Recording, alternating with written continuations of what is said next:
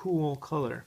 Alright, now we're going to compare this one, also in this sort of gummy plastic.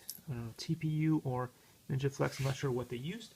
Anyway, I'm going to show you what it looks like on an actual watch. See, it's the same thing but in a different color. Anyway, thanks for watching, guys. This has been a fantastic unboxing. I love this company. It's really easy to use. Just slide it in. No need to take anything apart or anything like that.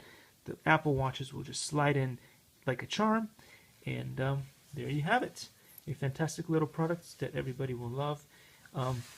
It's good enough for larger wrists, as you can see here, and the little tiny wrist that you just saw earlier also works fantastically well.